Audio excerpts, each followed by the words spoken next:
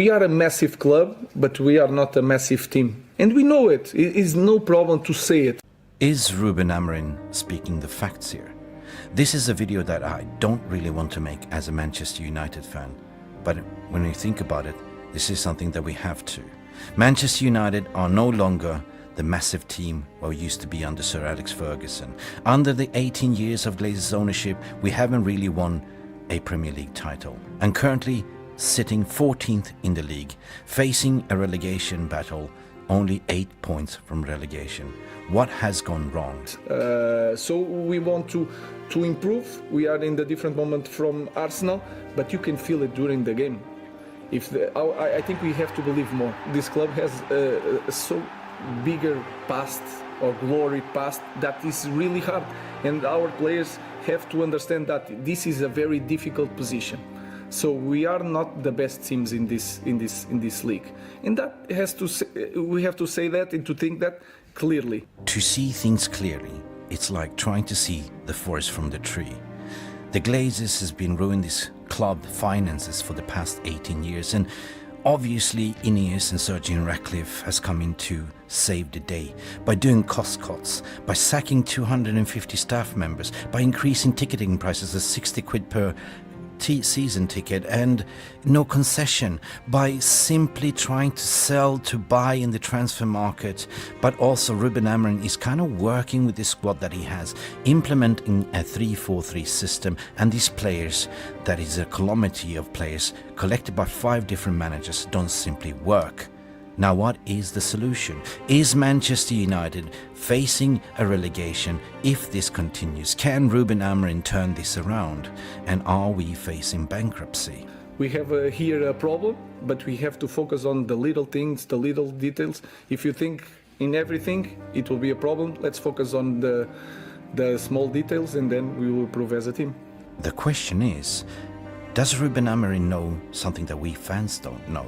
Is this season a write-off for Ineos?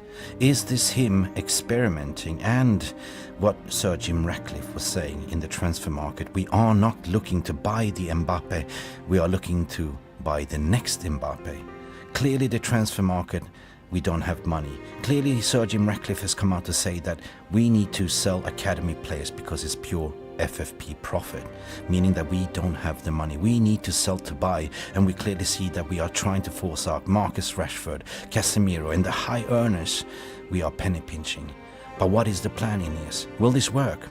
Obviously, the finances are in dire straits, and obviously, what Omar Berrada said, we are trying to win the league by 2028. Will we be around by then? That is the question. Welcome back to MUFC Realist TV, the voice of reasoning. This is the video that I don't want to make, but somehow we have to talk about. Are you ready? And Garnacho! Has the Premier League ever been more challenging? Will you be in the dugouts at Old Trafford on Sunday? I will be here. Definitely. Okay, let's go. Okay, people, how you all doing? Thank you for tuning in to MUFC Realist TV. I hope United didn't ruin your Christmas on Boxing Day yesterday. It was apparently a shit show. It is a reality check where we are. And, 24 hours later, I didn't do a reaction video. I was thinking about everything that's been going on with the club. And, being the voice of reasoning, always look at 2 sides of the coin. You have to do it. I did a video before, 2 weeks ago, Rest in Peace Man United, where I covered the finances. And we all know that the finances are not, great at Man United. It's like the Glazers has basically ruined the club and the finances. Since Ineos came in and took over, they're trying to sort of untangle the complex puzzle what the Ineos has put us in by basically cutting down the costs, doing penny pinching from everything from actually getting rid of Sir Alex Ferguson, his wages as ambassador, sacking 250 people at Carrington and Mayfair, but also eliminating the lunch and the Christmas bonus from people.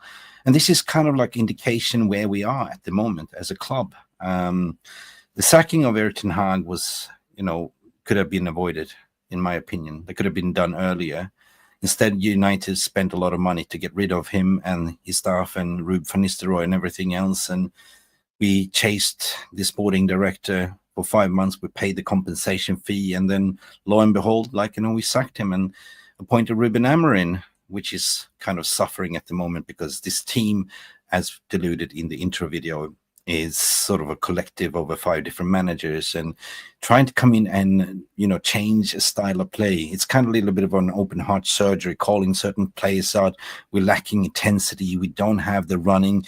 We don't have the IQ to play the 3-4-3 system. But he remains adamant that he's not going to change. He's not going to change. He's going to keep this going. And I think that it's been a breath of fresh air with Ruben Amorim coming in and speaking the truth, right? You can see that he's clearly suffering. He looks at these players. They're not taking on board instructions. Apparently, reports were saying that he only had maximum 5 training sessions with this team. We're going to look at a clip later on as well, where we can actually hear Amad Diallo speaking about the training session together with Andrew Onana. But please, guys, let us just sink in and think, you know what? I'm thinking that this whole team that we spent over 1 billion over the past years cannot simply be shit. I'm thinking that we had different managers that played different style of football, and those players been collected to play this manager's style of play. But now we have Ruben Amorim demands wing backs. We currently don't have wing backs. If you look at yesterday and a couple of games before, we were like an airplane without wings, basically nosediving. So it's so important that we need to go in the transfer market to get a left wing back. And apparently, there are some reports that we're going to talk about. Nuno Mendes, a bid apparently for PSG. But welcome to MFC Reels TV. This is the crisis meeting. How you all feel? Let me know in the comment section. Have you given up on United? Do you think it's a write-off, or is it now crisis that this whole Ineos project since started had backfired, and we're now starting over again by sacking the sporting director Dan Ashworth, and now going panicking in January because we realized that, hey, we appointed a manager that plays 3-4-3 system instead of going for a like-for-like manager that plays a 4-3-3 or 4-3-2-1, similar like Liverpool does, or did with Jurgen Klopp. They just simply got Arne Slot in. He just walked in, plays the same style of football, just play ready-made players for that system. But I want to hear from you guys, and of course, I cannot lie. Yesterday absolutely spoiled my mood. Like, I'm so done with it. I'm done with these players. I just want to generally clear out. We know who we're talking about. Marcus Rashford was not even on the bench, was in the squad 3 games in a row. But what is that all about? Well, for me, it sounds like the club are trying to force certain players out on high wages. We know that they're penny pinching, they're cutting down costs, and we are going in the January market trying to maneuver to spend as little money as possible. But you got to be smart. And that's why you have Christopher Vivell in there. But anyway, big up everyone for tuning in. I want to give you a massive shout out before we continue to the show. We have Dark Crow in the house saying big up for you. Big up. Merry Christmas. How you doing, Dark Crow? We have Muhammad Ali in the house as well saying our only option is to sell the club. Well, would you take a relegation? I mean, I just clearly remember a quote where Sir Alex said, if you're not supporting us when we're losing, and you're only supporting us when you were winning, then don't support us at all. Now, I'm a 3rd-generation United fan. In thick and thin, I always support the club, no matter what, because this is the pain and suffering that we have to go through, Muhammad Ali. So yes, if you want us to sell the club, yeah, 100%. We missed the train with Qatar, where they offer us the full package, clear the debt and everything. But you know what happened? The Glazers went to bed with Sir Jim Ratcliffe because they needed the money, yeah? And that money went straight into the Glazers' pocket instead of going to the club.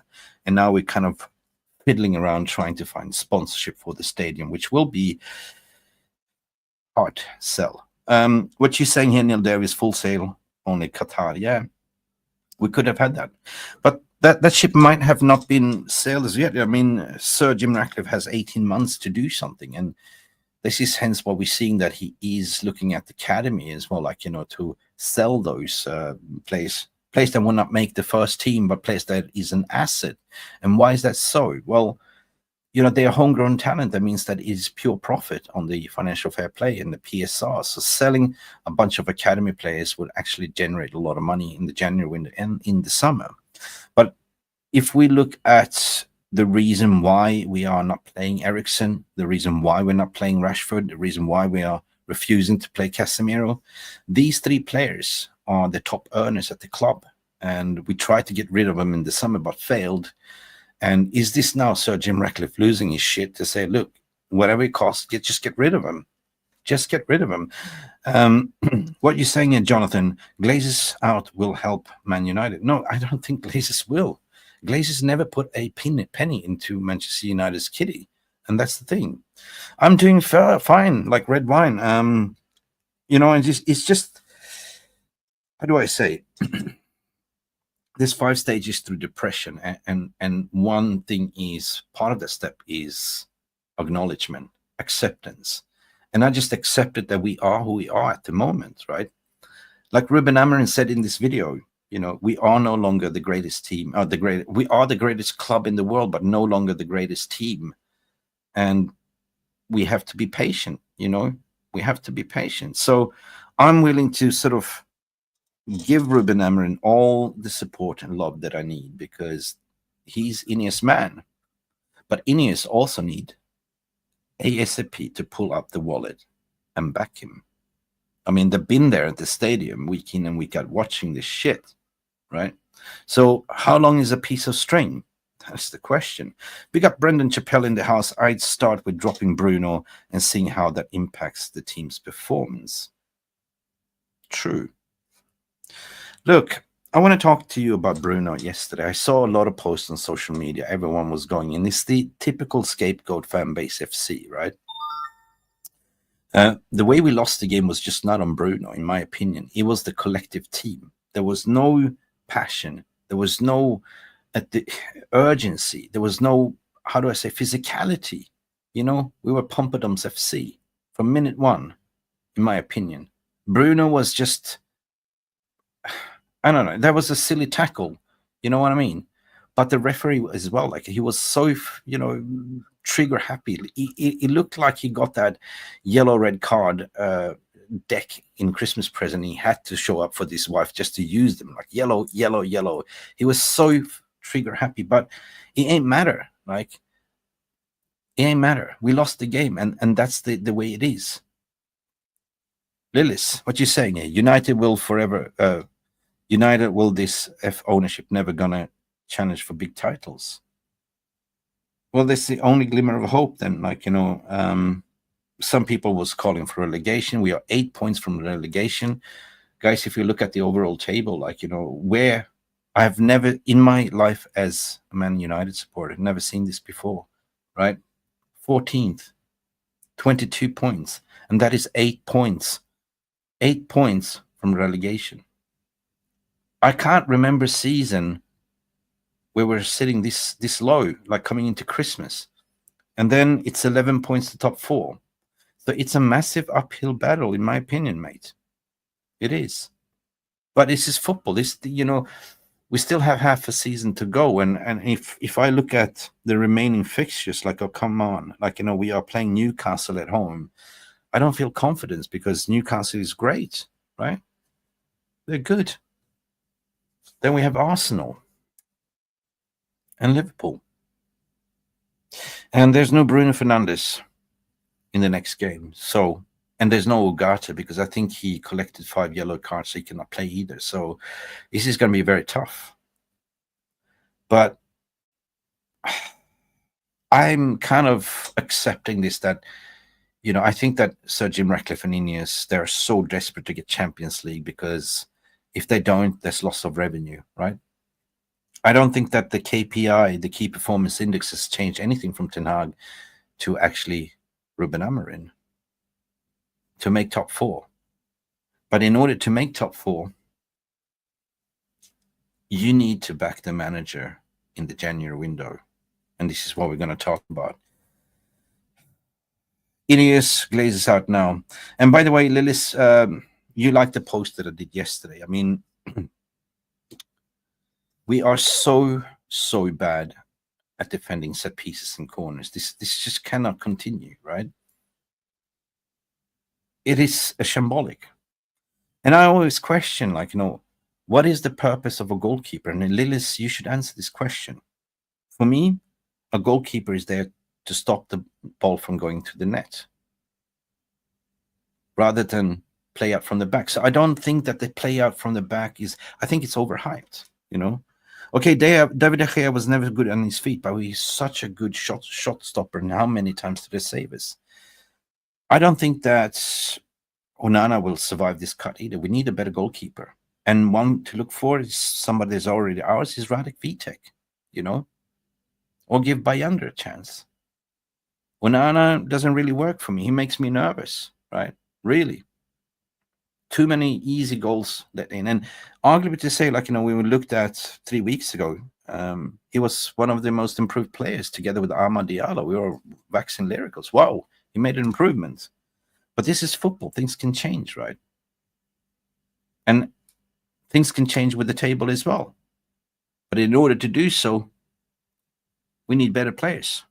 100%. We need better players. Yeah, George Vukalic, Ineos glazes out. Yeah, that's what you're saying. Jim has 29% now. Yeah, so all it takes is a hostile takeover. But in order to do so, we don't want to have a double club ownership. He needs to sell Nice and put all his eggs in the basket. But right now, it looks like he's treating this like a vanity project, like a venture capital project, cutting down, everything just to, make ends meet. And obviously, this is the Glazers still in the background, right, calling the shots as well. But the scary fact is that we're so broke that even at the end of the season, they scheduled a tour to Malaysia to play friendly over there for 10. That will generate 10 million. So, in my opinion, and what Mark is saying, Ineos out for me. I have enough of them. Mark, yeah. Look, it's like what Jim Ratcliffe was saying. Like, it's changes don't happen overnight. Like, okay, that we appointed footballing operation people, but it is a little bit of a trial and error. They're definitely messed up. They fucked up. Like, they realized that they should have sacked Ten Hag earlier instead of keeping him. They fucked up by sacking the sporting director. And ever since we sacked the sporting director and appointed Ruben Amorim, they just basically pulled the rug out of his feet. Yeah. And then I applaud them from actually trying to sort of eliminate the player power by just, dealing with Rashford's situation. And the Rashford situation is a Mexican standoff between him and his agents, which is his brother's entourage, basically. It's basically to say, like, you know what, you're not bigger than us, fuck off, pretty much. You're not going to get what you want. Either you oblige to Ruben Amorim's rule, or you don't play football at all. And if you don't play football, your brand value drops. 100%. John Ritter, what you're saying here, I have absolutely no trust in the Glazers or Ineos, especially Sir Jim Ratface. Look, ironically speaking, I don't think that there is no good billionaires. You just don't throw in 2 billion of your own pocket without expecting any returns, right? The price hike of the tickets, so 66 quid, without even consulting the Man United Trust Fund, is attempt to actually make more money. To fish around for new stadium but not paying for your own pocket, speaking to Jeff Bezos from Amazon and potentially Tesla owner and Twitter owner Elon Musk to pitch in as well. Well, that is something smart that you can do, because Jean-Claude Blanc did that at Juventus, right? He orchestrated when they got relegated. They still built the stadium without their own money. All it takes is like a sponsorship naming rights. It might be Amazon Stadium, etc. But in order to do so, that is massive revenue for them. 100,000 seater stadium. How much money would that generate on 66 quid per seat? A lot. So this is definitely on the cards. Performance isn't the only thing you judge a player by, according to Brendan. you also have to look at how the player impacts the team and as a whole. And true that. I was looking at that yesterday, by the way. And after the game, I was thinking, well, why are we suffering? Why is Ruben suffering? Everyone seems to suffer, right? Apparently, there was some reports saying that he didn't speak to the team in the dressing room after the game. He looks like on the touchline, he looks genuinely in pain, in agony. He knows what he got into. But as he said, this is going to take time, and he's going to stick to his 3-4-3 system. I even went to say that, well, if these players are so stupid, why don't you just mix it up a bit?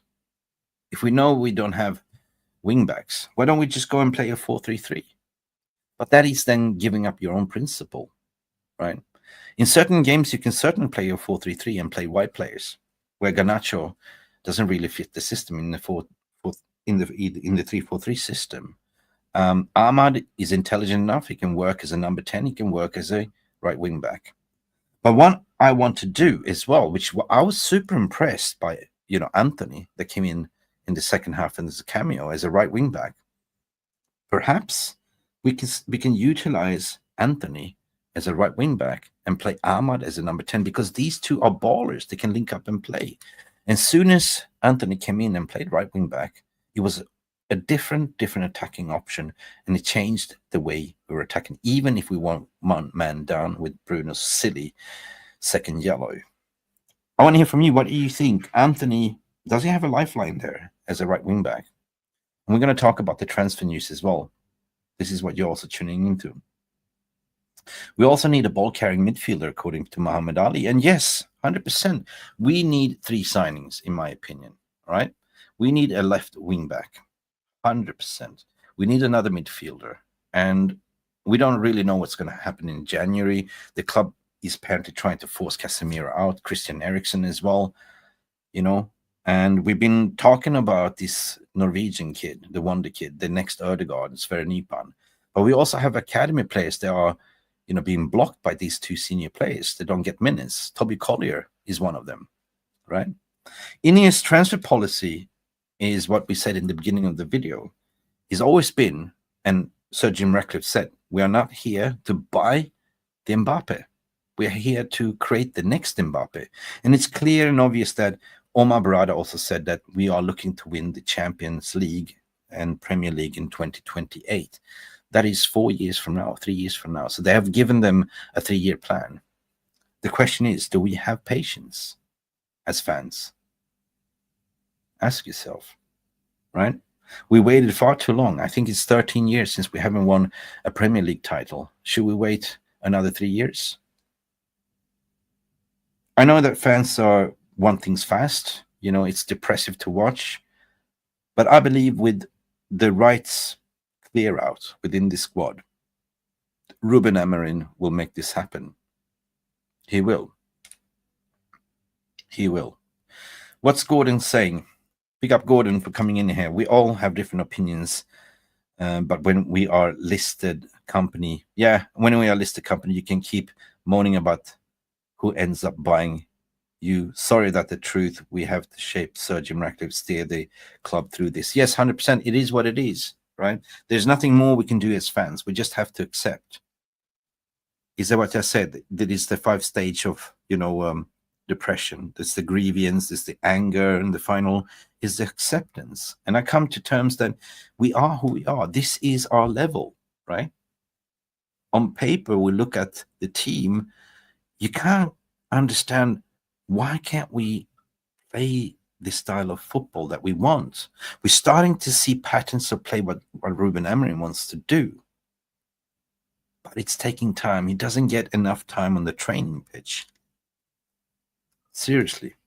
Big up Burba in the house as well. Big up Burba, how you doing?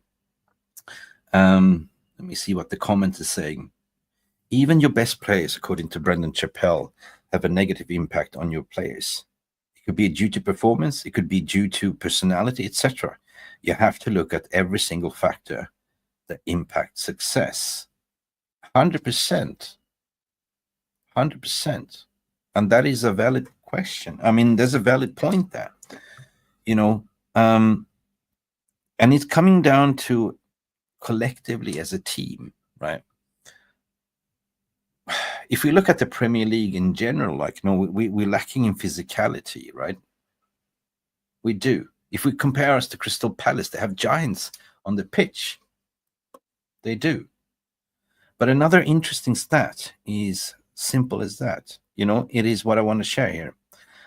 Since Ruben Amorim took over, Man United ranks 5th in the league for ball possession, but 20th for expected goals created. In neutral game states, the attacks often develop in U-shaped sterile position with no threat. This is frightening, right? So, in all glory, we are rotating. I do understand we want to keep our players fresh, but if you don't get consistency, if you don't play your, you know, preferred 11, every week we don't know who's going to start. We can sort of guess by who came in the second half in rotation. So I said, now, Ruben, you know who your players are. Start playing your best 11, you know. But what's interesting is absolutely 5th in the league for ball possession. That's even higher than Erik ten Hag. And Ten Hag was proclaimed to play a possession ball football. But with Ruben, we have an average about 50, 57%. But we're not finishing our chances. So we're not, how do I say? We look clueless when we are attacking, right? It's a U-shape, a sterile position with no threat. There's, in my opinion, we're lacking the, you know, what Jarvis was saying, like, you know, we don't have runners. We are too static, right?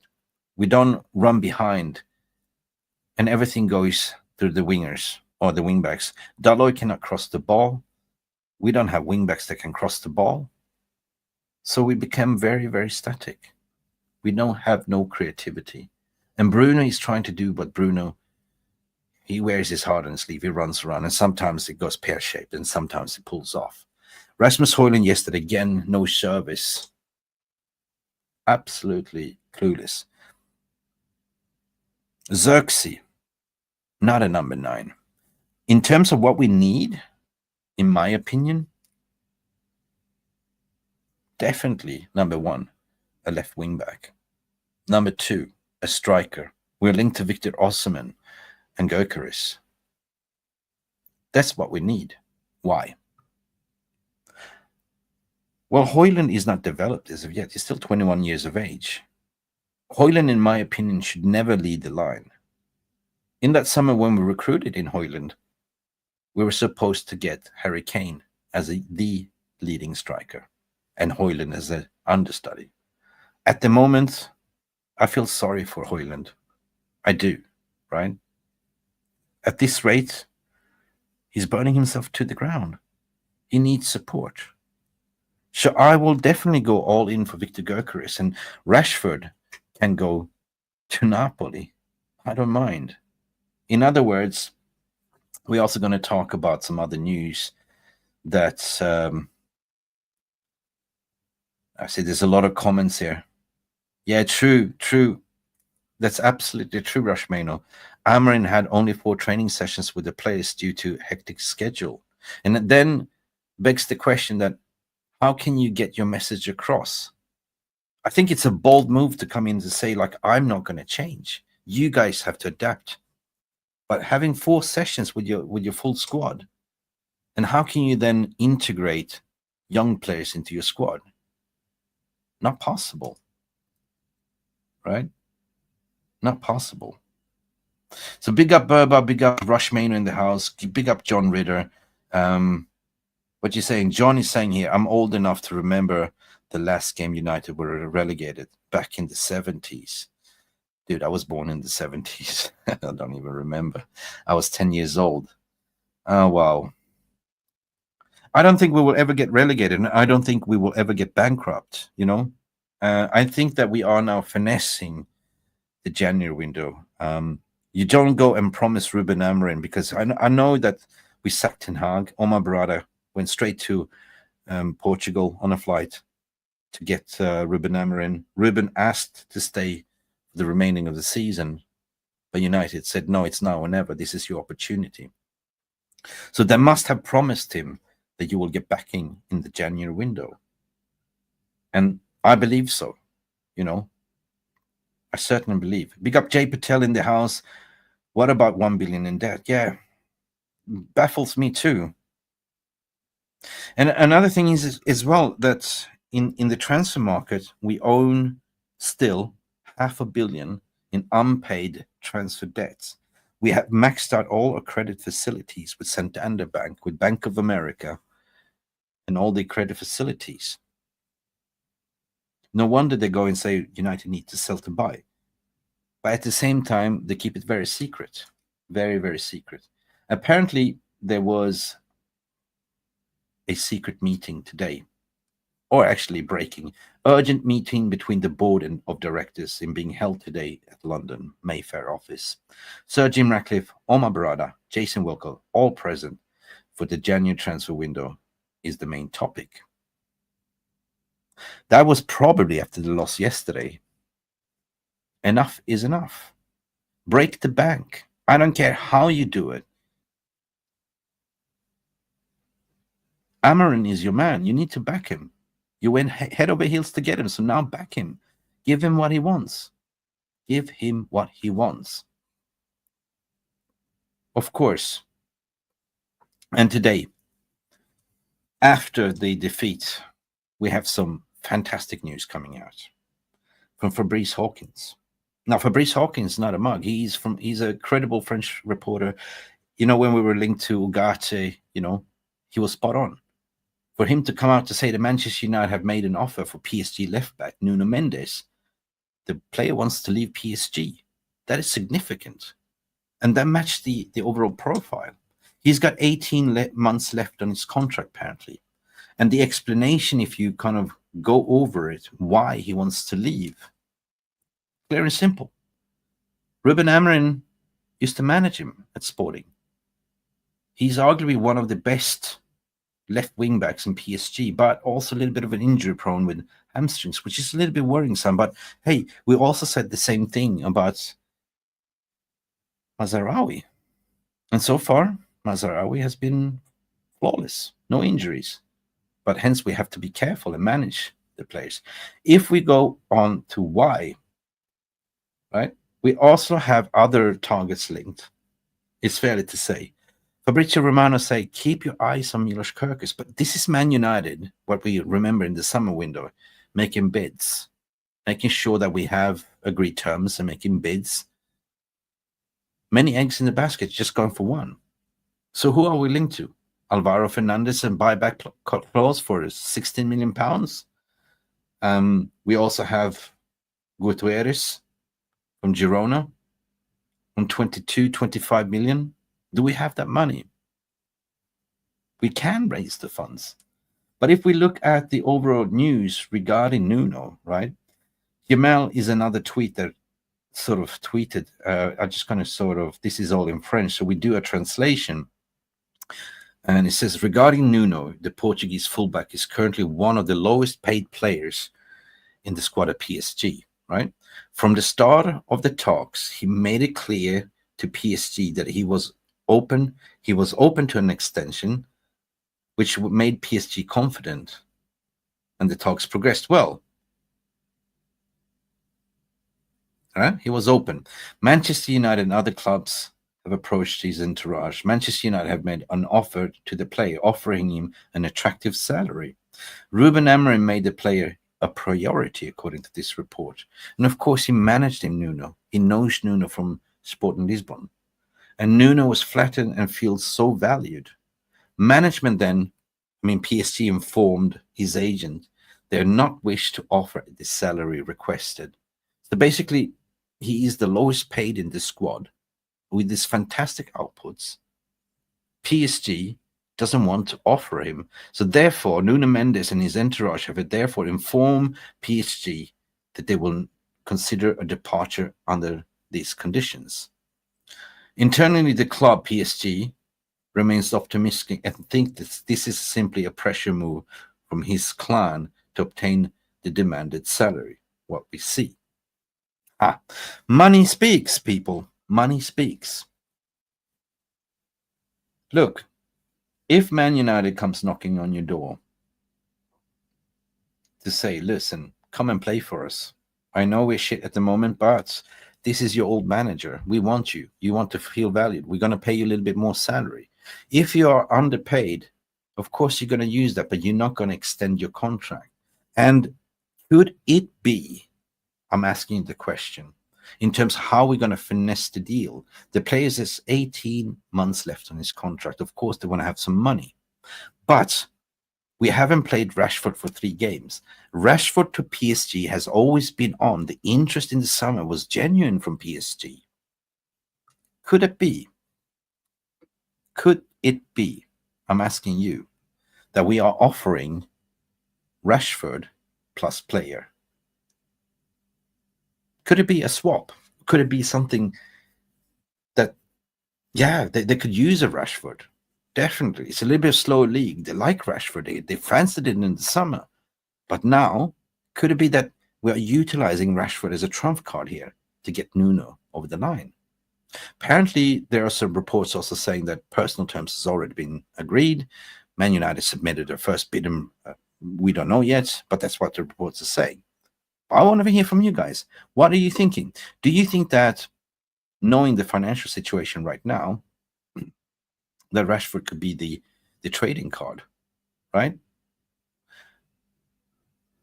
Let me see what you say. Rashmino, we don't need big bucks, just enough to cover wages and upfront cash sum. The rest is a number of years, easy to do. Amortization. We've done it before. But the thing is, this is a smart, impeccable business if Man United are thinking of those terms. We have Marcus Rashford. Apparently, the real value of Marcus Rashford's salary is 365k a week. 365k a week, underperforming. His entourage thinks they own the club. The club said, enough of you, right? They did that interview deliberately, and that was advised by Dwayne Renard, his brother agent from DNMA Sports Management. They did that interview thinking, who has done it before to force a move? Cristiano Ronaldo with Piers Morgan. Let's do the same without consulting the club. And you can talk as much as you want in the press conference. It's because of performance. You're not performing on the training.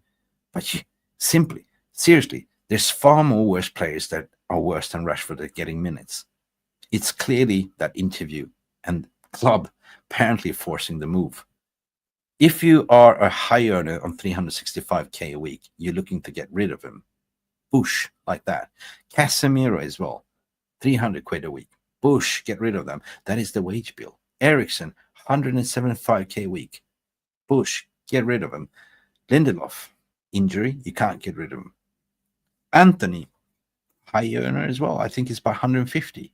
But still, Anthony is trying to revive his career. So that's why I asked the question.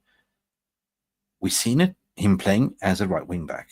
He can play left wing back as well. Problem solved. I think that Anthony will stay at the club, despite. He's showing that he fights for his spots, and when he's been given the opportunity, he takes it. Similar to what Ahmad is doing as well. Will I take Fernandes back? 100%. Why? We should never have sold him. In that January window, Erik ten Hag was informed by the medical staff that we are getting back Malacia and Luke Shaw. That was 1 year ago. The medical staff must have got the prediction wrong to meant this January window. So we even let the loanee go from Spurs, Reguilon. And look what we ended up. Man United haven't had a left back for 1 year, people. For 1 year. Can you imagine? So if I would take back Fernandes in a heartbeat, Álvaro Carreras Fernandes. And of course, Erik ten Hag told his agent, you're a surplus for requirement. Off you go. But the club did something smart. They put a buyback clause in and a sell-on clause. So I would take him. 16 million. 16 million. That's an option. I would take it. 100%. Burr saying Rashford is a case study of how to ruin your career. I'm not going to give him airtime, to be honest. He's not that good. I mean, one season you scored 30 goals. One season. And that's about it. That's about it. For me, the patience, the writing is on the wall, right? And at the same time, the old regime gave him all the player power. They allowed, his brother to walk in and gave him a bumper contract. Before that, it was Rock Nation. He was playing well, his old agency. But since you're surrounding yourself with brothers, they're not going to tell you the truth. They're all scavengers around you, right? They're all living on you, right? They want to sort of pimp you up to look like a rap star rather than a footballer. Yes, 41 likes, people. Can we get minimum 100 likes? This is a free content. Thank you so much. Thank you, Stephanie, for keeping count. Preach it, Mick. Yeah, preach it. I'm going to preach as much as I want because reality hits us in the face yesterday. Right. Even if you get in new signings, there is a curse. There is something rotten there. Like, why is everyone turning to crap? Really crap. Really, I just don't understand. And similar, I remember Arsenal went through this transition as well. Remember when Arteta came in, they had these deadwood players, they're all playing crap, and he's starting to introduce young players, Saka, Ødegaard, and all them. And all of a sudden, it just, boom, happened. They were a joke of a team as well. But for us to sit 14 right now, wow, Wariba. So for me, it's an uphill battle. It is. Nothing is impossible. 11 points to 4th. And this is Ineos now throwing in the kitchen sink. Apparently, it's crisis meeting happening, talking about transfers. How can we finesse these deals? We need minimum 3 players in January, quickly, prompto. And January window is usually like a buyer's market rather than the seller's market, right? So they will inflate the prices. But, if we get rid of Rashford, fine, that's good. There was some reports saying that Dani Olmo, his contract situation is very interesting. Manchester United are monitoring that. Dani Olmo and Barcelona cannot register him. So he's got a clause in his contract. If that doesn't resolve by the 30th, this is where he's, license to play at the club. They gave him an expansion because due to injuries, that expires 30th of this month, December. But there's a clause in his contract. Barcelona cannot register him for next season. And there's a clause in Dani Olmo's contract that he can walk as a free agent. And United is all over it. So Dani Olmo, instead of Rashford, to play as one of decided number 10 on the left-hand side will work magically next to Bruno. All of a sudden you have a force, a creation. You have also Amad Diallo, which I think was his best position was as a right wing back, right? But Amad Diallo also, if he can play on the right side at number 10, and if he has a proper creative force running on the right wing back, like Anthony, these are ballers. They can interchange with each other. That could work as well. But anyway, what are you guys saying? Nash. Big up Nash. Sorry, Nash. M87 Mick. This shows you why the subs can start off with the philosophical manager and they are in trouble. They turn to low block British managers, which you have seen Ruud and Amorim in the summer. Yeah, 100%. 100%. Now, I've never seen anything like it before.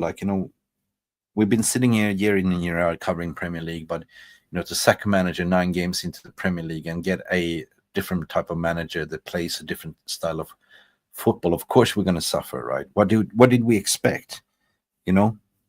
As I mentioned, you sack a manager, you have a plan, you recruit in the same manager that plays the same style. If you play a 4-3-3, you simply get another manager that also plays 4-3-3, right?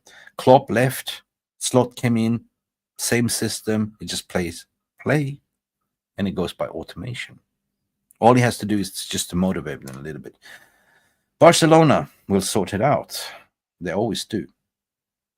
Yeah. They sold the levers, they sold the kits. I don't know, man. Big up Dennis, what you're saying here. Dennis comes in. I'm not sure if Ineos realize how close we are of getting relegated. Yeah, if they sack Amorim before these shite players, I'm done with this club. This ain't Man United of the old. No, 100% in not, you know. And I don't think they're going to do, you know. That's what I said. They knew what they were getting into to get Amorim. They knew exactly that they're going to change to a 3-4-3 system. So that's why I said, are they writing the season off and just let him in cook? Preseason is over right now, right? We have a Christmas break now, a New Year's break. So January window is there to save him. The proof will be in the pudding. Will Ineos back the man? Because this is Ineos appointed man. So if Ruben Amorim gets sacked or fail, Ineos has failed in my opinion as well. Right. Let me see. I also want to talk about something else. I want to share a clip. So I just want to bring this to the stage, people, regarding the style of play. Because players are playing for him. They believe in him, you know. He demands everything from them. So let's do this. Let's play this clip that I saw on Twitter. What has the new manager said to you? What has he said to you about how he wants you to play, where he wants you to play? You know, with the manager, he demands a lot of pressing. It's a new system for everyone. Yeah, we are just here to follow him and give us the best on the pitch. You know, he tried to say to me, he gave me maybe sometime we have a meeting with him, and remember he says sometime. It's not often he gets the chance to speak to the players. Sometime, but this is a player that took. It's a smart player, you know, that took everything what he had to say on board and performed on the pitch, right?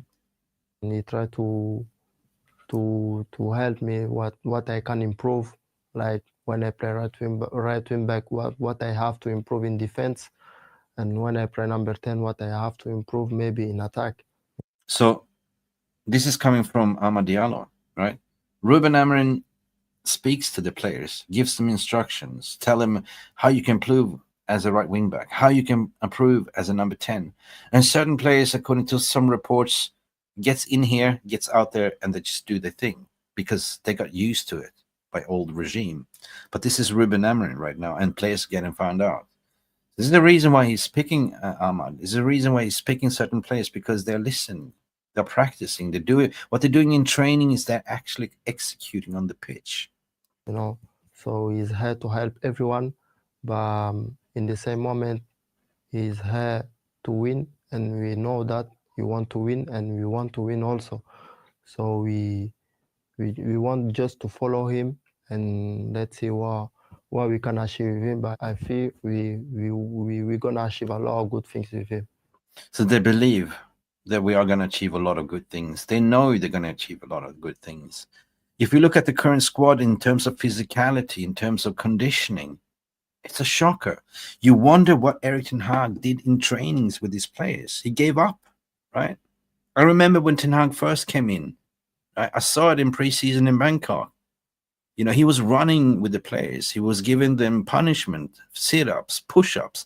He's trying to be the disciplinary. And then he sort of kind of let things go and sort of became the introvert and let the player power take over. But this is Ruben Amorim, you know, doing his way. And I don't think it's going to change a bit. It's going to be the 3-4-3 system.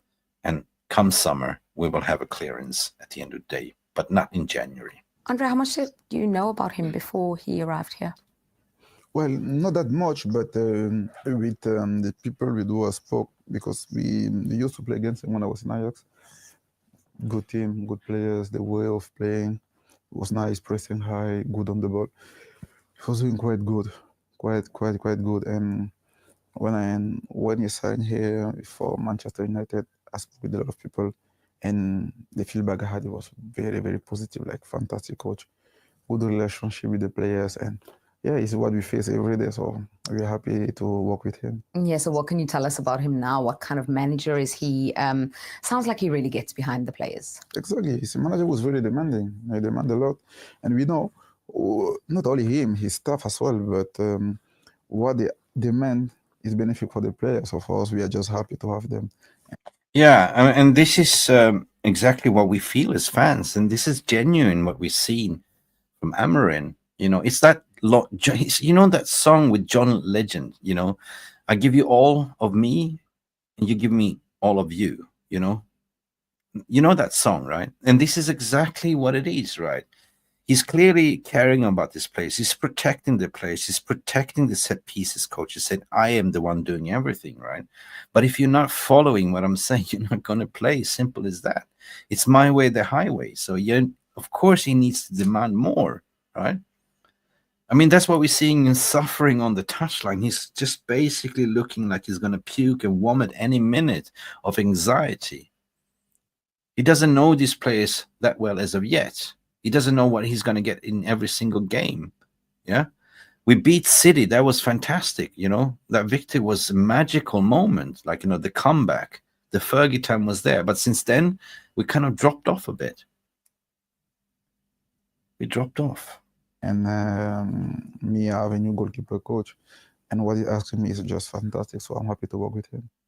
So we have a new goalkeeping coach for Nana, guys. Yeah. Listen, I'm not going to go and slag on Nana or anything else. Football, everyone can have a dip of form, right? You just simply don't rock up and play 50 Premier League games and just do, 100% all the time. Everyone has a dip of form. Even at work, you can have a slum, But for me, I beg the question, what's the purpose of a goalkeeper? Like, for me, it's to stop the ball to go in. And this hype of ball-playing goalkeeper to play out from the back simply don't work, right? So maybe we should also look at a new goalkeeper. Anyway, guys, thank you for participating. Thank you for listening. Berba is saying if we get relegated, we smash up the championship and come back with players that can play for the club. And yes, Berba, if we do get relegated, then Sir Jim Ratcliffe's vanity project will fail. He will sell. I don't think that Glazer will stick around either. They will sell as well. Maybe that is what we need. But I don't want us to get relegated. I want us to be in the Premier League, as a fan, right? But it would be fun to watch us in the championship, 100%. Jamie Wayne, big up Jamie, how you doing? We ain't challenging for no league title under this shit. The sooner this fan base realizes, the better. It is what it is, Jamie, right now. We don't know. If we can all sit with a crystal ball, Jamie, that'd be something. We can look into the future. But who knows? Who knows where we'll be in 2 years' time or 3 years' time, right? I don't think we're ever going to face relegation. I don't think that's going to happen. I don't think that we will ever go bankrupt. It's not going to happen. I can see what Ineos is trying to do in terms of improving the finances. They're mindful of the PSR rules. They don't want to breach them. And eventually we'll get there, right? Eventually. The only way we can improve the finances is a total takeover from Sir Jim Ratcliffe himself and Ineos, because currently they have 29%, unless in a year's time they Glazers put the Class B shares for auction again, and somebody else buys it up, right? This is the only way, because that means that we can clear the debt totally. We're debt free. And unfortunately, the debt is hindering us at the moment, and the 18 years of Glazers mismanagement, financial management. So we can look ourselves in the mirror and just say, this is who we are right now. This is who we are. But the question is, how do we get out of this mess? How? At the end of the day, we are just fans. We are consumers of this game. We love this club. You know, this is our family. You guys in the VR room, you're my extended family. You know, we care about this club, right? We just want owners to care as much about this club as what we do. And we were hoping that Ineos are that, right? So the proof will be in the pudding. So far, they've been ruthless. So far, they've been much better than the Glazers, at least, coming out and communicating. They've been sort of being quiet in the transfer window. They're not overpaying. We saw the evidence in the summer. Before, we used to be steamrolled over, like, you know, we used to pay over, but not anymore. We've done something in the summer called amortization as well. So something has improved. So I give this a benefit of doubt. But for now, with the ticketing prices, where we're sitting in the league, I think that Sir Jim Ratcliffe is throwing in the kitchen sink here, calling the crisis meeting and opening up the wallet to do anything to get us out of this mess. It's going to be a very interesting January window. Nobody really knows at the moment. Do we have money? Do we don't have money? I don't care. Just get us the players. Back Amorim, and who knows? We can turn around the season. 11 points to 4th. We've seen this before, right? Chelsea did last year. They just came from behind from nowhere. No one expected. They were sitting in poor position, and all of a sudden they finished high. So we can go on a winning spree. We got Blue and France. Dennis, what you're saying here regarding Onana, what you're saying, Dennis. Onana's not a goalkeeper. He is a central defender, right? He's worse than Bartes. These players are just soundbiting. This is the worst set of players I've ever seen at United. Touch, money, and respect for the club. Yeah, 100%. Look, I don't know, man. If you look at the paper, I can't believe it. Like, you know, we bought in De Ligt, great player. We bought in Mazraoui, great player. We didn't get a left back. Banking on Luke Shaw to come back. Get him out of the club. Taran Malassi, I feel sorry for him. He's not suited for the system. He's the traditional old-fashioned left back, defending left back, right? But not going forward, offer you nothing. In this system, I swear to God, wing backs are the most important, plays an important role in the system. No wonder if we are going for Nuno, right? If we're going for Nuno from PSG there, Nuno Mendes, you change this a lot. This guy is amazing. You know, I watched him at PSG. I've seen clips of him when he played at Portugal as well. That guy is so technical. He's got it all. He's fast. He's technical. He can score goals. He can put crosses into the box, pin perfect. Right? And this is something we don't have. Even on the right side, we don't have somebody that puts crosses in either. And I'm surprised if you know, when I spoke about Anthony, right? Like, when I watched him at Ajax, he was a totally different player. Where is that player gone? Is the confidence. He surely can cross as well. But what I really like about Ahmad as well, have you noticed the in-swinging corners? Wow. He's copying Saka, the way he runs up and does the step up before he shoots. But his corners is deadly. We need to improve on set pieces as well. We need to improve on set pieces defending. No more this zonal marking shit ain't working. Right? That needs to change, and that needs to change fast. Anyway, guys, I really love you. It is a pleasure to sit here and talk to you as a community crisis meeting and try to catch up on the chat. I was supposed to have Jarvis here, but it's Christmas, and we are here as a community having a Q&A. If you do have any questions, please feel free. Drop a Q, you know, and I will read it out. But this is what we have to talk about today, apparently. Crisis meeting is that Ineos now deciding, like, fuck me, like, you know, we have to go in the market. And speaking about the bloody devil, I say the devil and he appears. Hello. What the hell? Hey, guys. Hey, guys. I just called your name. Like, you know, when you call the devil, he appears. Just the way it is. When you speak of the sun, or as we say in Norway. Oh, but and you change and you change the background as well. How dare you? The background. What do you mean background? The background. Tactical Devils. Oh, we are. Well, now we're streaming on Tactical Devils. Oh, And big up Jarvis. Tactical Devils in the house. I've been hijacked. Cool. How are you doing, Jarvis? I'm good. How are you? Good Christmas? Yeah, we had a nice conversation here with the community.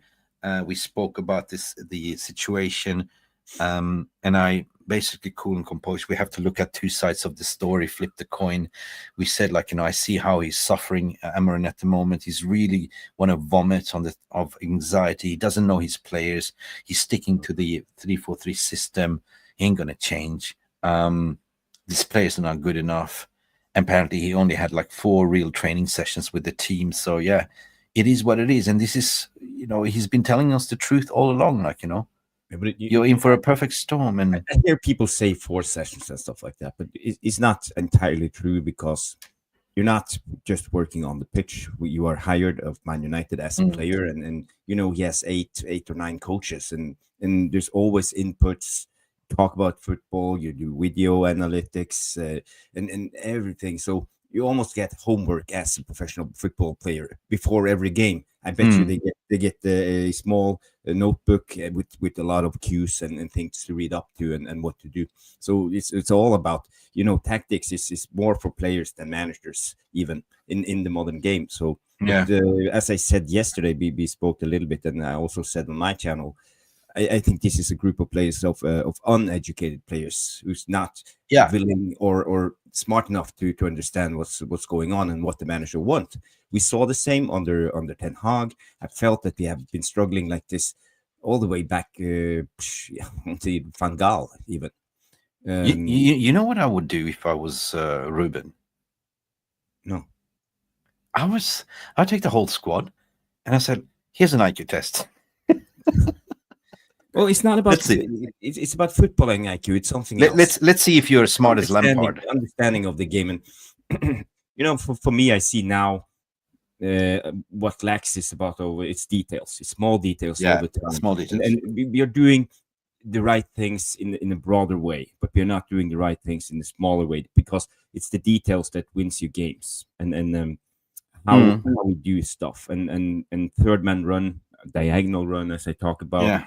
Very important. It's about opening up space for the ball carrier to run with the ball. But now we are just standing there looking at the ball carrier, like you see Ahmad, you see Højlund, you see Bruno, standing there looking at the ball carrier, not doing what they're supposed to do, because it's a team sport. It's about 11 guys on the pitch, and everybody has to contribute for everything to work. Because Amorim, even Ten Hag, they all play a high stake game. It's about demanding the maximum of the players. Interesting. Before you came in, I also shared this stat, from Mark Stats, saying since Ruben Amorim took over, Man United ranks 5th in the league for ball possession, but 20th for expected goals created in neutral game states. The attack often develop into U-shaped, sterile possession with no threat. Right? You can see here. Mm-hmm. It's quite interesting what you're saying here, mate. Yeah. And that is 100%. It's so does true. that have to do? I did this analogy the other day. Like, we are flying an airplane without wings, so basically we are flying nose diving, right? So we no creativity. So everything expected to go through Bruno, the only one that can create. I don't think that. I was watching. I felt sorry for Kobe Mino. I don't think he's ready as of yet. He needs to develop more, right? Ugarte. Yeah, he's the dog in the fight, but we need more players in that midfield. But again, without wing backs or without proper wingers, and this is what I said to you in the WhatsApp. Like, I asked you the question, like, okay, knowing that we don't have the wing backs, wouldn't you just to switch it up to play wide, like play 4-3-3 in one game, just to see, right? And you said no. These players have to suffer. For me, they have to suffer, because we have to expose them. There's no way around. We can't keep going like this. We have been dancing this dance for 12 years. We're not going anywhere. So now it's try or die. It's nowhere around. So for me, I would like Amorim to stick with this and never give up on the 3-4-3. This is his idea, his ideology. So I think we need to stick to it. But Mick, a lot of interesting comments. But I just want to show you this when we talk now. I showed this on my channel yesterday. Yeah, go ahead. It's a little segment about. Thank you for coming. Thank you. Yeah, no problem. It's a little segment about third man runs. So here you see we are attacking. Mazraoui is carrying the ball. Mazraoui was the wide center back this game against Bournemouth. And you see Diallo, who was in the 10, and on the outside, you don't see him in the picture, is Dallo. So we are attacking now. We are on transition. Mazraoui is carrying the ball. But it stops now because you talk about the U shape. And it stops here because Mazraoui, where is he supposed to go with the ball? True. Because the third man run here should be, let me just bring this up. Yeah, I can see. The third man run here should be from Ahmad running this way, and you see also Xerxes, but Xerxes is getting this because we are disjointed. Some other players are understanding quicker than other, and Xerxes is doing this. So when they do this run, they will drag the defenders with them and open up a huge space for Mazraoui to carry the ball into. And when they have to go, because eventually you have to go press Mazraoui, there will be space for these two guys to make second runs in behind. So this is what we like. We saw this under Ruben Amorim's Sporting. So again, you see here, but another thing is, you see here, Ahmad is not fully understanding what is supposed to happen because he's pointing. But he's pointing. He wants Mazraoui to play the ball to Dallo and kill that momentum of the attack. He's not understanding what to do, and it tells me these players are uneducated. Even Diallo, who is a brilliant player, not only educated, but apparently they don't have enough time to practice this to gel this system together as of yet. Yeah, could it be that? Yeah, I believe so. But it takes practice. Practice makes perfect, and then this is what Amorim is talking about. It's the details. So now you see Mazraoui plays the ball out to Dallo. When Dallo receives the ball, you see Xerxes third man run here in the middle. It stops, and he's already emptied the central area, the attack threat of goals. So there's no chance for Dallo to whip the ball in on the first try, because some of them are doing the right thing and some of them are. But there's nobody in the box very disjointed all the time. Yeah. So and again, you see a second chance here for Diallo.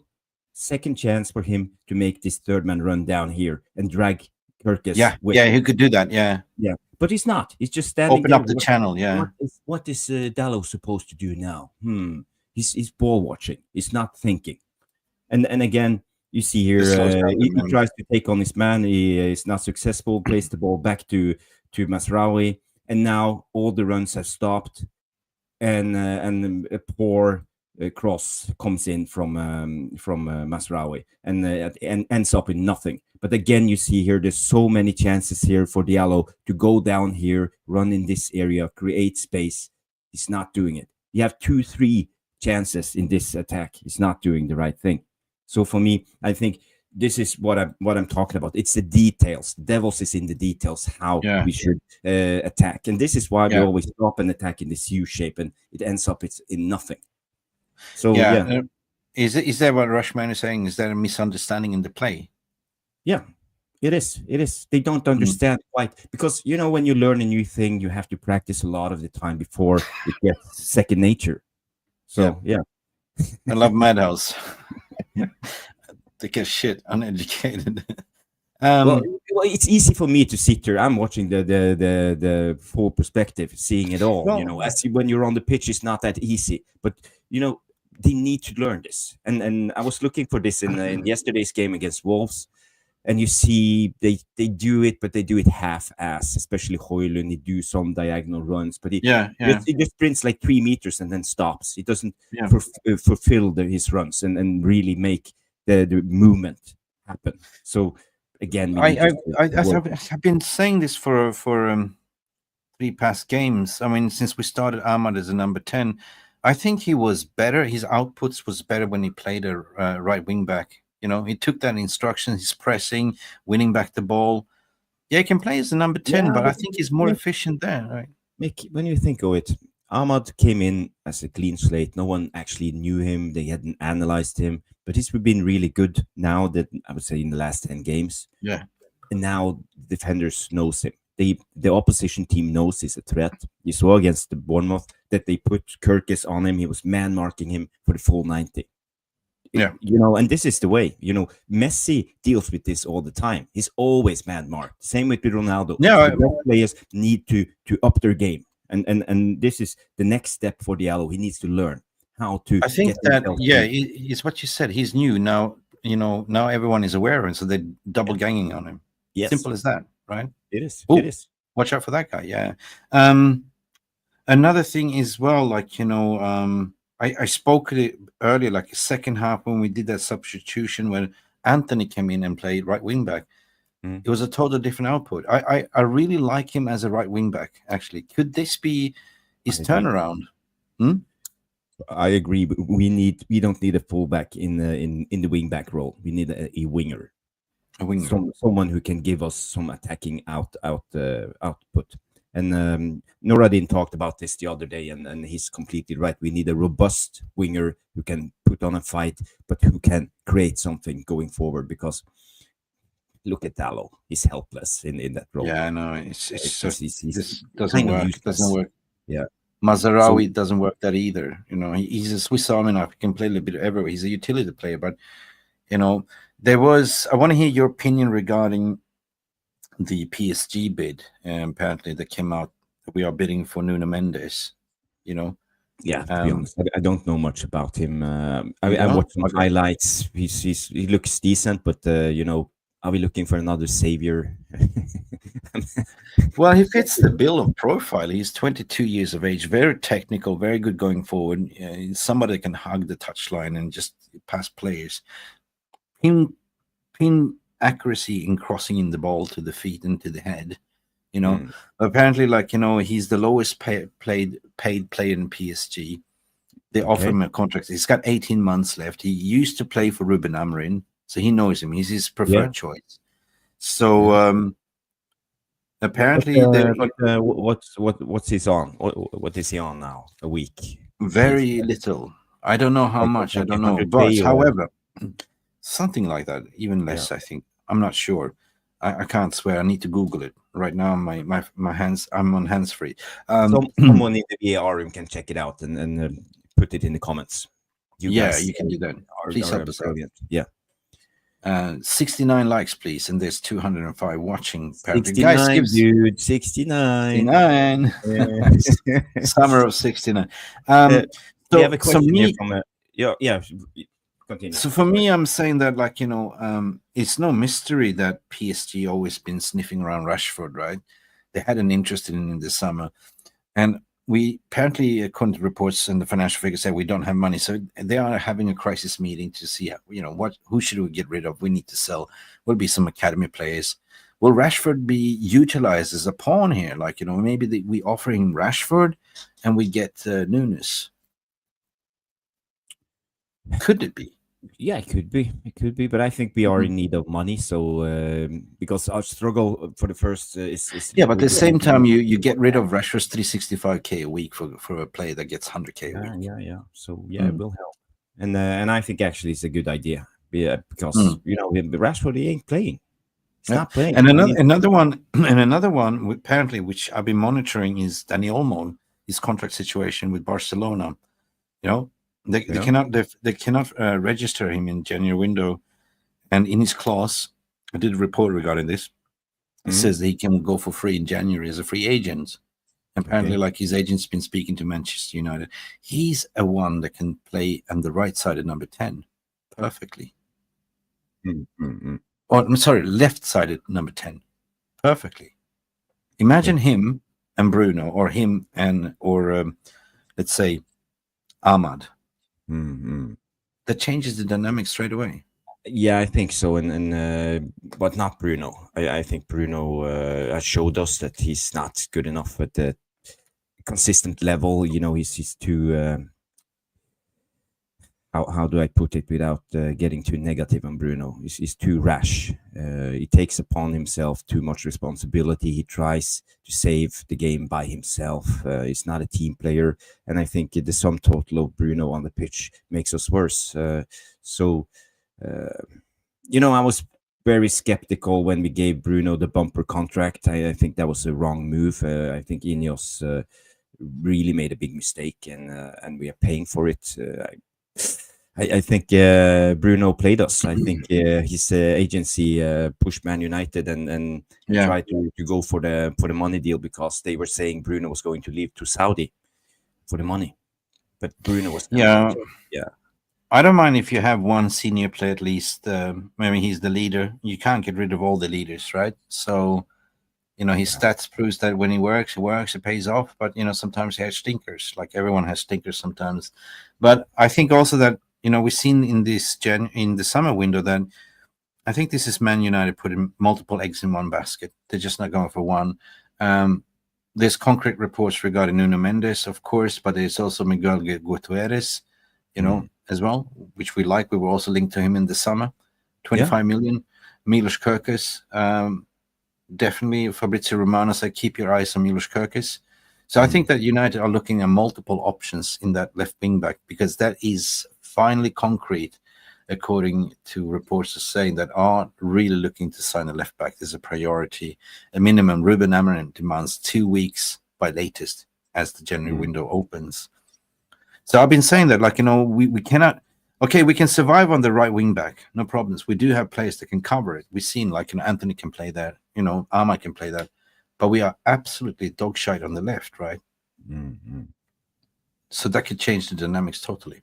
But also, Rush Mono comes in, say 27k a week euros on Nuno Mendes. So nothing. It's quite cheap, to be honest. But I think you have a good point. But when we're talking about number 10s, I think we saw yesterday what we need in Mateus Nunes. Nunes, brilliant player. He can take on a man, run in behind the midfield. He's not afraid to dribble. He's really quick. He has a flair, and he's always like a threat. So I think he would be the perfect signing for me at the moment as number 10. I think Mateus Nunes is the guy. Mateus Nunes, he won't stay at. No, Cunha. Did I say Mateus? Sorry, Mateus Cunha. Yes. Thank you, Nash. For saving. Oh, that bender he did for the corner, what did Onana do? My God, Again, I was going, not again. But Cunha, for me, he will not stay long, But again, what will it cost? That's the thing, right? What will it cost? Him alone, he makes half of the Wolves team. To be honest, right? This was the only guy we showed respect. We were shitting our pants as soon as he had the ball. So definitely. But then leaves us to Xerxes. Xerxes was not a Amorim signing. I know it's his first season, but I starting to doubt that he will survive. I think that Ineos will then, what reports are saying, back to Italy, right, to get something better. I don't know. Juventus. Xerxes and Juventus, Juventus. Do you think it's a chance? Well, I don't know, man. I don't know. All I care about, all I care about is we used to go and buy the best players, for each position. We used to be that, right? What Ruben Amorim said, in the interviews, he said, Manchester United is the biggest club in the world, but no longer the biggest team in the world. We are not there. We are not there. So if you look at the summer window, there wasn't not his signings. Xerxes was a Ten Hag signing. Arguably to say Ugarte was a club signing. That was the best signing. Mazarawi was the best signing we could have done. Got him for very cheap. Matthias de Ligt as well. Fine. But what we're missing is that, the creative spark in the midfield. We're missing that final third. And I said Højlund is still not developed, and Xerxes is not a number 9. So that's what we're lacking firepower. 100%. And plus what you said. I think Xerxes has been improving. I see bits and pieces. I think he's got the footballing brain, but he needs a little bit more time. He's undeveloped. So But the problem is at the moment we have two of them. We have Højlund and Xerxes. Both of them are uneducated and young. Yeah. We need a more of a talisman up front, a real poacher, a guy who can show them the way. Show them. There's only two. There's only two we linked to: Osimhen or Gyökeres. Yeah, I'll take Osimhen. I think Osimhen is a brilliant player. I believe so. I think he will suit Amorim perfect.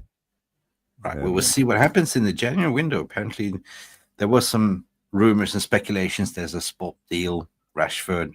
I mean, I think we're utilizing Rashford as a wild pawn to sort of attract other players, like,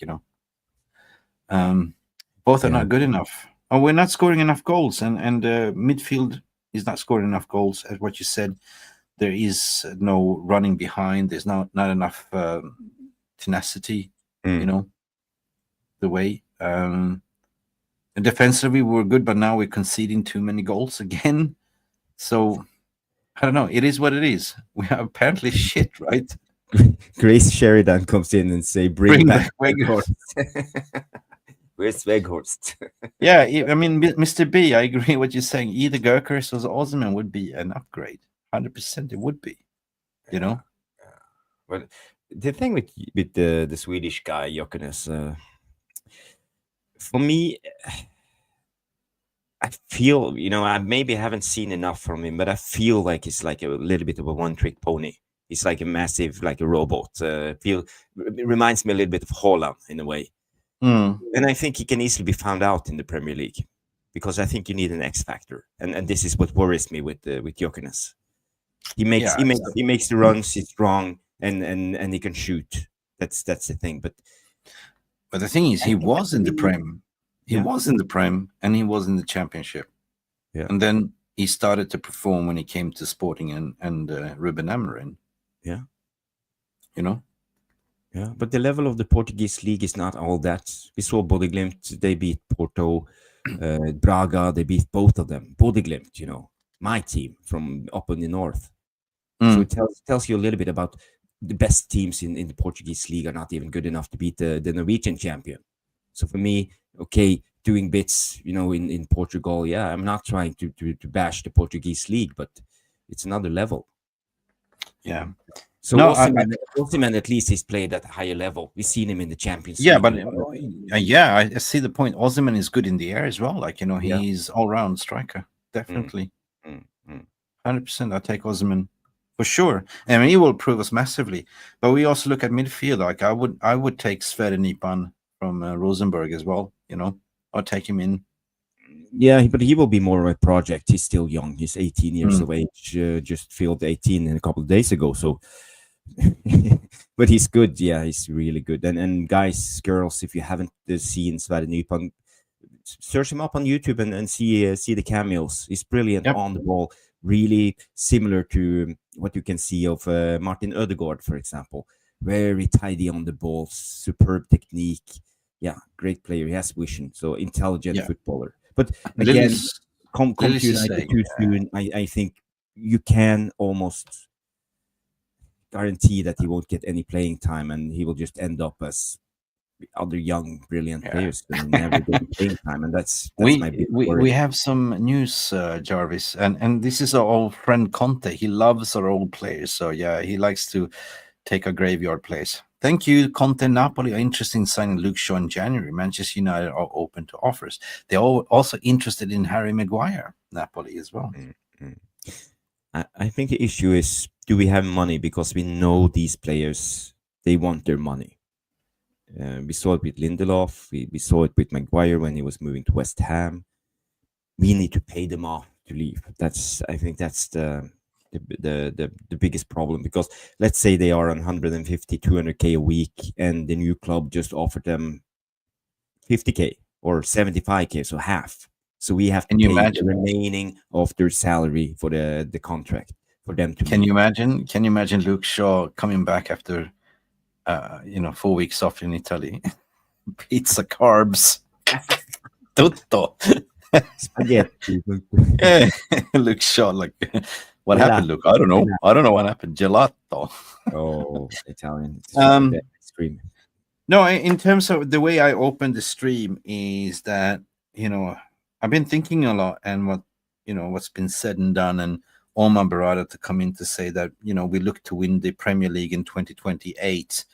So this kind of tells me, like, okay, and Ratcliffe saying that we are not going to buy the Mbappes, we are going to create the next Mbappe. So kind of tells me the story where we are going. We signed this young left back from Paraguay, Diego Leon as well. It's coming in this summer. We're looking at Svernipa and stuff like that. So we're building a team not to compete this year, but kind of doing an Arsenal project to develop them. Saying, do we have patience to wait another 4 years to win a Prem? Right? Some fans are saying, go buy ready players now. We need to buy ready players now. We need to buy Osimhen 100%. Get him. Yeah. We need a an out and out striker who actually play the game more than 2 seasons. So Osimhen, yeah. But isn't Osimhen a little bit injury prone? Yeah. What's his injury record? I'm that worries me a little bit. It's certainly better than Luke Shaw's. And while you're doing that, we have a super chat. No, not super chat. We have 10 gifted memberships from the Rush Maynor, the legend. Basically, we have Smitty was gifted a membership. Big up. We have, let me see. Smitty became a member. Zaplekor will become a member. Madhouse, the only Madhouse that we have that we know. Welcome to the House of Fun was gifted a membership. Rush Maynor was also gifted a membership by himself. Rush Maynor gifted a membership and became a member. I've never seen this happening before. Dove147 also welcome to the family. Tactical Devils was gifted a membership. That's you, Jarvis. That's me. Yeah, you were gifted a membership. Thank you, Rashmano. Gary C was also gifted a membership. Mel DXE and hey, Sandra Mayers, good to see you. Who else was gifted membership? And that's about it, wasn't it? Yeah, that was about it. 10 members. Or yeah, everyone, massive thanks to Rush Maynor. Give him his love. Merry Christmas, Rush Maynor. Thank you for gifting. There's 82 likes on this video. Yeah, big up, Jamie Wayne. Big up. Have a good one. I need to go in a couple of minutes because I'm going to Flying Pigs channel to do a quiz show with the Flying Pig crew in 15 minutes. So we were supposed to meet up 10 minutes before just to go through the rules of the quiz. So guys, when you're done with this show, tune over to Flying Pig HD and watch and Griffo and the rest of the guys footballing quiz. But I have to be honest, I was out yesterday watching the game at the pub, and then we went out afterwards. So a bit rough around the edges. Yeah, I'm tired today. And you know what? This morning, I woke up 9:45. Checked my phone, and one of my guys called in sick. So I had to go to work. Nay. So I was working all day. I was home like 7 o'clock at night. Oh shit! You must be feeling it. Grace is asking you, Jarvis, have you ever been on a Hurtigruten cruise? Yes, actually I have. In 1994 with my parents. The most boring cruise I ever been on. Ugh. But it's beautiful, if you're into the views. But I live up here. I see the fjords and the mountains and the sea and the ocean and everything all the time. So it's not that spectacular for me. But if you haven't, try it. It's beautiful, yeah. But when you're a pensioner, I think that's okay. That's the time. All right. Before you go, then we're going to close the shop as well. Like it's 1 hour to 30 minutes in, and it's late my time as well. It's 04:30 my time. So give my massive, hello to Joe Flying Pig, love him to pieces. I will. Okay, so January is about to open. The window is about to open.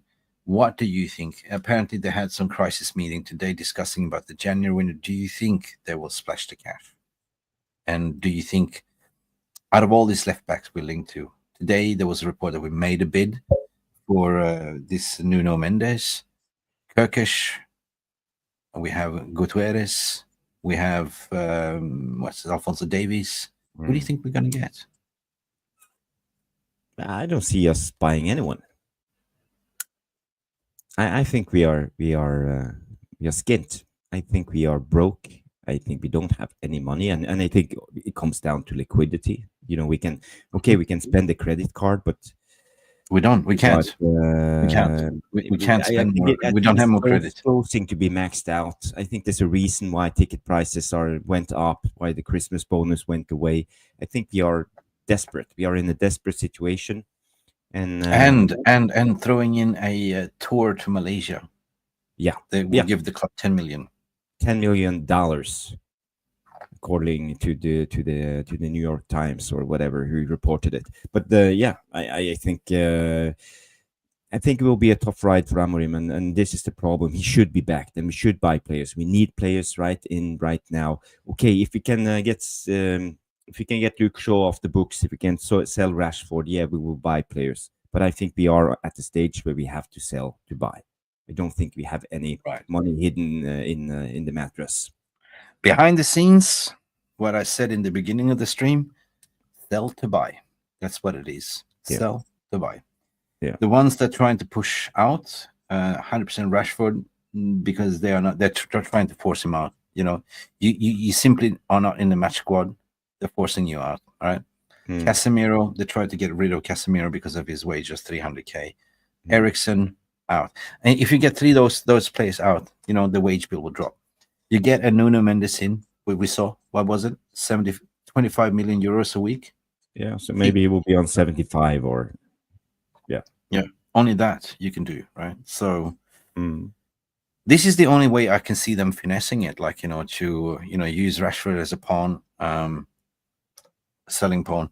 There was even reports saying that they, Atletico Madrid is the Spanish club. They're interesting to sign Garnacho for 60 million. Who knows? The club might even sell Garnacho. Yeah, but I think it's right. If Ruben Amorim is here to stay for at least 2 more seasons, where is Garnacho going to play? There's no space for him in this team, so we just gotta face it. And I love Garnacho. Garnacho is my son's favorite player, and but it's not the right system for him. So if you can get money, okay, I'm good. I'm cool with it. Cool. I'm currently looking at the number of live views. There's 1,281 looking and 85 likes. Jesus, what do we do to get likes here? I don't know. Yeah, but I'm grateful that people 85 likes. That's fantastic. Thank you, guys. Yeah. It's brilliant. Good. Thank you. That's and good. If you haven't, smash the like. Yeah. Don't be like these uneducated players. They don't know how to run. Anyway, thanks, Jarvis, for coming in. I know you got to run. And everyone, we wish you a continuous celebration. I hope United didn't ruin your Boxing Day. And, I woke up this morning, I was thinking, what the hell? Everything, I was thinking, let it burn. Let Ruben burn them down, right? That's it. Expose them. Expose the shit out of them. Let them show the world how useless a lot of these guys are, and let's start chop and changing the squad, because a lot of them needs to go. They're not good enough. We are. I don't know, where are we at the table right now? We are almost in the relegation zone. We are 15th. Yeah, you don't want to know. We are 14th. We are like this. 14th. We are 8 points from relegation, pretty much, and we are sitting 14th. This is the lowest I've seen us for a long. I don't even remember us sitting 14th after Christmas. Do you? No, never. And we are 11 points from Arsenal, which is on 33. We are on 22. So it's not impossible, right? It's not,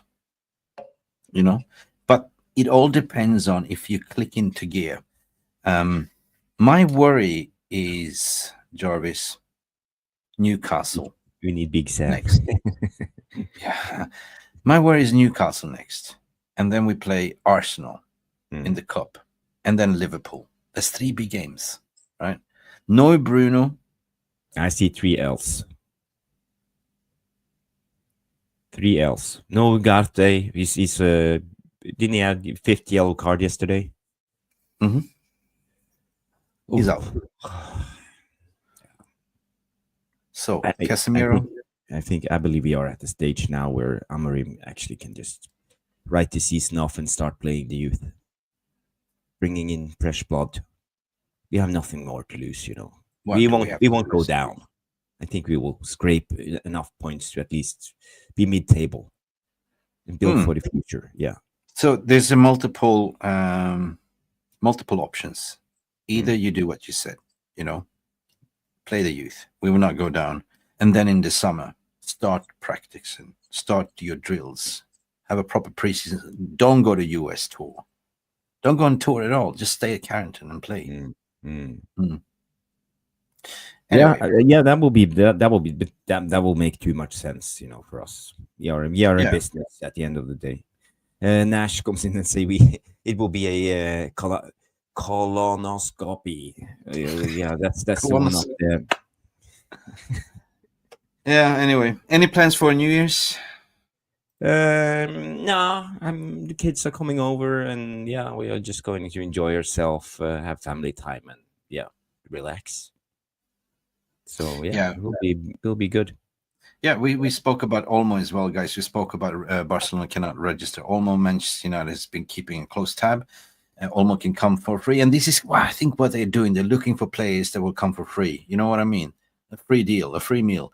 Hey. Hello, what's your name?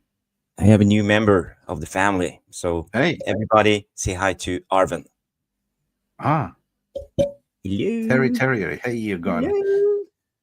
Yeah. So, so I live in Thailand. So I will go and watch Manchester United it's just a 1 hour flight, Kuala Lumpur. I used to live in KL. So I'll go and watch them. Oh, yeah. Jarvis is so adorable. God, don't stop. Now this is getting too much. Nice looking dog, Jarvis. Billy, big up. Yeah. So yeah, listen, it's getting late. We spoke about Olmo. We spoke about potential United getting some business done. You are skeptical. We are right to be skeptical. The proof will be in the pudding, to be honest. I think that Ineos fucked up in the beginning by not sacking Ten Hag. They sacked the sporting managers. Are basically they're going now, starting over the project again, in a way, right? So what do we expect? All we can expect is say, well, we got the right man, the right manager. He's suffering. We're suffering with him, and I'm by him. You know, Jack Russells are the best. Yeah, they are. But they are really intelligent and smart, so we have to challenge them all the time, or they will get bored. People are going creative. The dog should be called Ruben Jarvis. Ruben Jarvis. All right, Jarvis. Say hi to let everyone go and support our neighboring channel, Flying Pig United. Jarvis, you're going to be on. I will be on. Yes. Good stuff. It will be Joe or Mr. Pig and Griffo Jazz. Griffo as well. Who else is going to be? Give me 2 seconds. I will just let you guys know. I have to just check my Telegram. I don't know how many of these guys confirmed. Quiz friends, there will be me, Griffo, Mark Sinnerman will be there, and Flying Pig. Yeah, so it will be a good quiz. Yep, tune over to Flying Pig United, our friend Joe, and it's time to close the shop. You know, thank you everyone for tuning in. Been brilliant talking to you. If hopefully United didn't ruin your Christmas, we're looking forward for Newcastle at home. Still, we're playing at home. Still, there's a glimmer of hope. There's no Bruno, no Ugarte. Time to see what the player can bring to the table now. Anyway, stay beautiful, people. Stay as per usual. It's a game of football. It's a club. It's a family VR room. Jarvis beautiful. Go and subscribe to Jarvis's new channel, Tactical Devils. When we speak about devils, he popped up, and here he is. Can you close the shop for me? I can close the shop. First of all, I just want to promote my channel. And guys, if you haven't, go to youtube.com #Bole77, or you can just type in Tactical Devils in the search bar on YouTube, and my new channel will pop up. There's the name, Tactical Devils. So I'm apparently at the moment at 178 subscribers. Just been doing this for a week, but I would love to go to 200. So get there and give me a subscribe, and I will give you the tactical breakdown of the Wolves game, but it will be tomorrow. I need to watch the game another time. I watched it in the pub, so I don't have fully. And plus you had a few. Yeah. You got a little bit skewed the tactics.